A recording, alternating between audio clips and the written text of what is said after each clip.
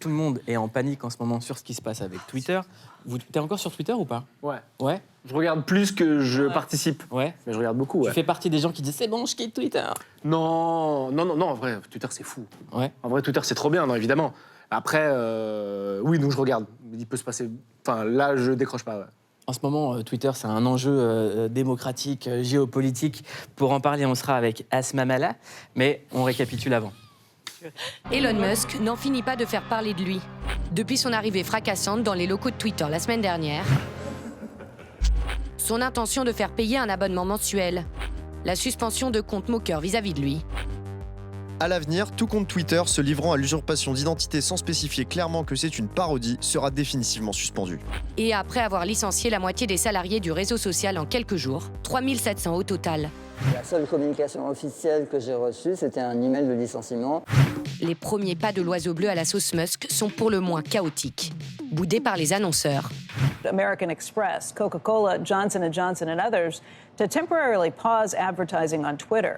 This is a major concern, and I think this is frankly an attack on the First Amendment. Twitter est aussi déserté par des personnalités. You know, it's so messy, and I'm gonna get out. Et par des dizaines de milliers d'internautes partis tester la plateforme Mastodon, qui se décrit comme pas à vendre, libre et en open source. Alternative à Twitter, ce réseau social permet de partager des messages, des vidéos, des images, si ce n'est que les poètes remplacent les tweets. Alors entre les frasques de son nouveau propriétaire et ses ambitions politiques affichées, pourquoi Twitter inquiète-t-il de plus en plus ? Asma Mala, vous êtes spécialiste des enjeux géopolitiques du numérique, enseignante à Sciences Po et à l'École Polytechnique. Vous étiez venue il y a une semaine depuis, on vous a vu sur tous les plateaux de télévision. Comment vous vivez ce marathon médiatique, Asma? Avec beaucoup de café. Ah oui, c'est ça. C'est vrai que tout le monde vous avait invité depuis que vous êtes passé chez nous. Et moi, à chaque fois, j'ai l'impression que vous êtes québécoise, alors que pas du tout. Parce que votre prénom, vous appelez Asma Mala, et ça fait à ce moment-là en québécois, Asma Mala. Asma Mala. Ça me fait penser à ça. Non, mais plus sérieusement, pourquoi est-ce que Twitter inquiète de plus en plus ? Alors, c'est pas Twitter qui inquiète. C'est Elon Musk. Exact. Donc, c'est Elon Musk qui inquiète. Et pourquoi il inquiète ? Très brièvement, parce que je vais essayer de synthétiser ma pensée en une phrase. Musk installe, mais comme il l'a toujours fait, une stratégie du chaos. Et la stratégie du chaos, qui n'est pas forcément incohérente dans sa vision à lui, génère une sidération. Un jour, une annonce, et de façon très disruptive. Donc, ce n'est pas des petites annonces, et ce n'est pas que du troll. Ce sont vraiment des annonces structurantes sur le modèle économique, sur sa vision idéologique, sur des appels au vote républicain à 24 heures des résultats des midterms. Donc, en fait, c'est absolument pas du tout anodin, avec une influence extraordinaire. Il a une influence, c'est un homme d'influence. Mais c'est ça, un grand pouvoir implique des grandes responsabilités. Absolument. Est-ce que lui, il a conscience des responsabilités qu'il a dans la main ? Lui ne réfléchit pas comme ça, à mon avis. Sa pensée à lui, c'est de dire, j'ai une idéologie, quelle est-elle ?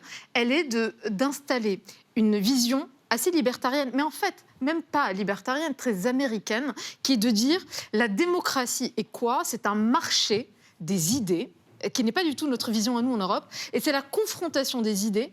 Et de cette confrontation-là naît normalement, théoriquement, un débat sain, qualitatif, où toutes les idées se partagent de façon égalitaire. Et c'est pour ça qu'il appelle à voter républicain, parce que comme l'administration Biden est démocrate, son idée est de dire c'est bien plus et moins, à la fin, ça va faire un truc un peu neutre. Et en théorie, ça se tient. En pratique, ça tient absolument pas. Mais il a une vision de la liberté d'expression. Elon Musk, c'est dites ce que vous voulez, mais pas sur moi. Depuis hier, on entend...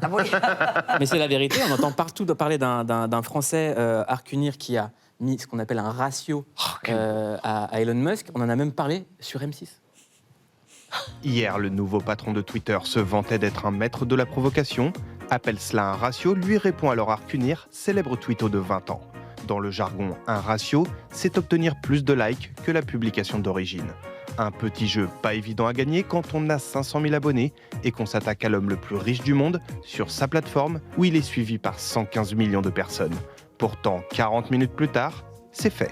Elon Musk supprimera peu après son message. Peut-être n'a-t-il pas apprécié de s'être fait ratio. Peut-être n'a-t-il pas apprécié de s'être fait ratio. Alors, on a contacté Arcunir qui nous a répondu ceci. On peut dire qu'on a humilié Elon Musk sur son lieu de travail. Le pauvre, c'est l'homme le plus riche du monde, mais il s'est fait ratio par un chômeur de 20 ans dans sa chambre du Crous. Et il a fini par l'union fait la force. Et on soutient évidemment Arcunir et on applaudit.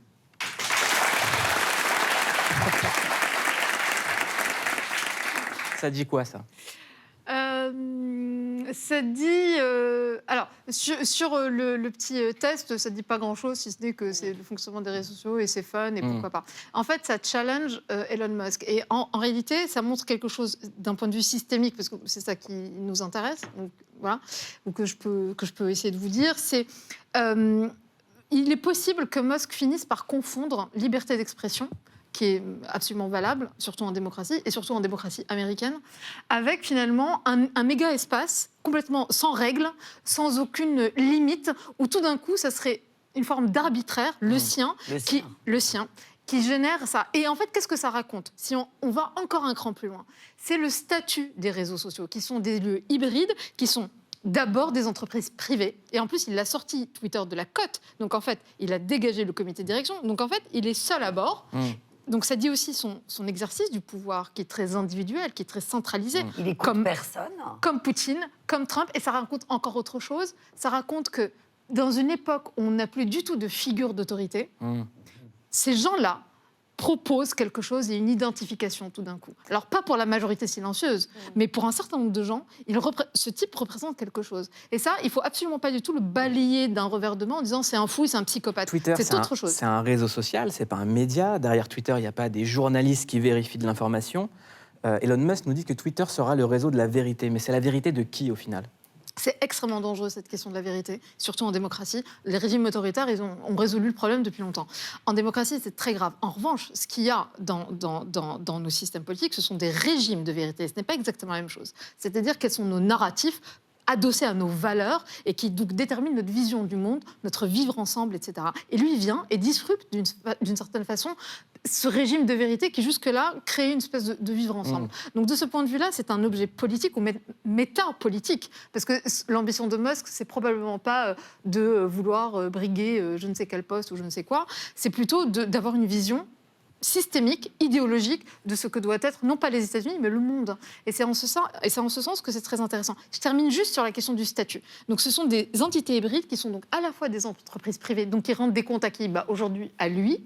Mais ce sont surtout des espaces publics et aussi des espaces géopolitiques de lutte, d'ingérence informationnelle, etc.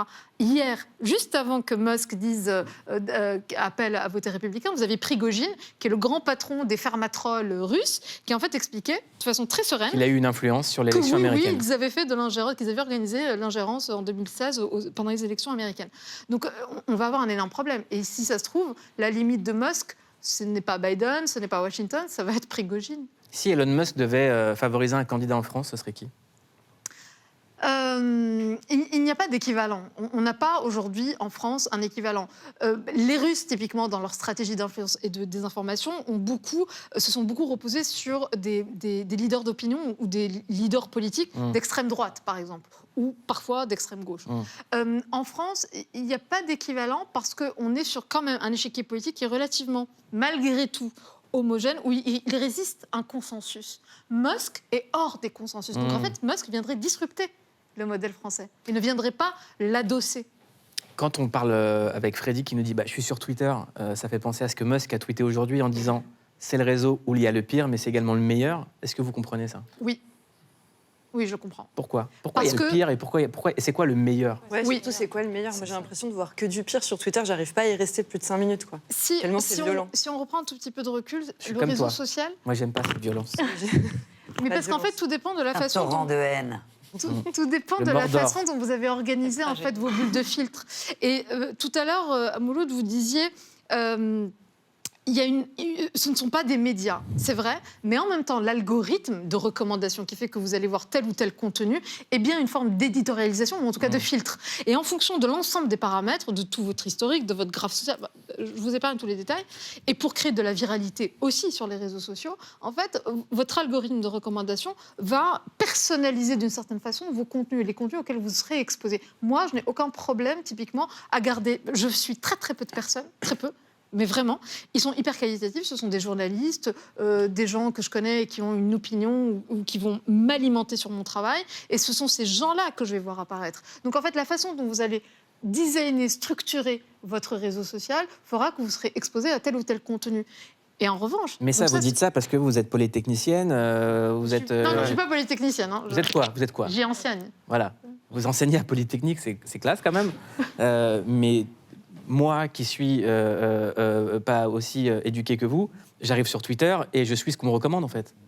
Non, et ça c'est toute une question, non pas de Twitter ou de Musk, c'est toute une question à nous, de se dire quelle est l'éducation aux médias, quelle est la résilience collective qu'on met face à ça. Si c'est pas Musk, en fait, ça en serait un autre. Il faut créer une éducation aux réseaux sociaux. Total. Alors ça ne veut pas dire qu'on l'a pas, ça veut pas dire qu'on n'a pas commencé. Mais il manque les moyens, il manque le côté massif et il manque peut-être aussi un tout petit peu de vision. Ceux qui sont très très bons là-dedans... Vous leur apprenez quoi aux gens à Polytechnique? Ceux qui sont très très bons là-dedans, ce sont les Canadiens. Asma Mala. Exact. Vous leur apprenez quoi à Polytechnique? À Polytechnique, j'ai un cours sur vraiment la géopolitique de la tech. Alors, on parle de l'ensemble des enjeux géopolitiques, le splinternet, la fragmentation d'Internet en blocs idéologiques, les enjeux des câbles sous-marins, des semi-conducteurs, la guerre techno. Vous ne voulez pas apprendre aux gens qui regardent Click, au public, chaque semaine, venir ici nous apprendre des choses comme vous le feriez à Polytechnique? Pour les gens qui, comme moi, n'iront jamais à Polytechnique? Ça se discute. Allez, voilà, Asma Mala va revenir.